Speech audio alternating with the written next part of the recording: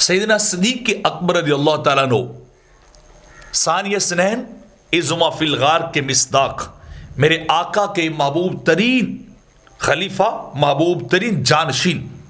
سیدنا صدیق اکبر فرماتے ہیں کہ اللہ کی بارگاہ میں امید اور خوف کو رکھ کر، دونوں حالتوں کو رکھ کر اللہ سے خوب دعا کیا کرو، اللہ سے بار بار دعا کیا کرو۔ اللہ دعاؤں کو قبول کرتا ہے۔ اللہ اس بات سے شرماتا ہے کہ کوئی بندہ ہاتھ پھیلا کے اپنے رب سے مانگے، اپنے رب کی بارگاہ میں بندہ ہاتھ اٹھا کے دعا کرے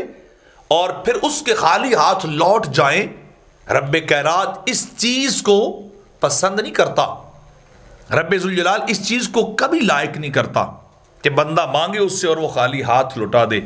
اور آپ نے فرمایا کیونکہ دعا کے سلسلے میں اللہ نے زکریا علیہ السلام کی تعریف کی اور ان کے گھرانے کی، اور اللہ فرماتا انہم کانوا یسارعون فی الخیرات ویدعوننا رغبا ورہبا وکانوا لنا خاشعین، کہ وہ کیا کرتے تھے، نیکیوں میں جلدی کرتے تھے اور ہمہ وقت خوف اور امید کے ساتھ ہمیں پکارتے رہتے تھے۔ کبھی امید دل میں رکھ کر اس کو ندا دی ہے، کبھی خوف رکھ کر اس کو بلایا ہے،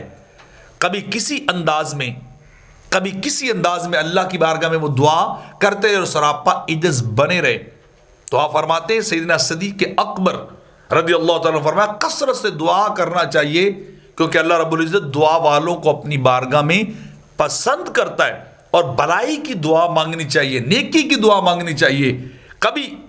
اس کی رحمت کا امیدوار بن کے مانگنی چاہیے اور کبھی اس کے عذاب سے ڈرتے ہوئے دعا مانگنی چاہیے۔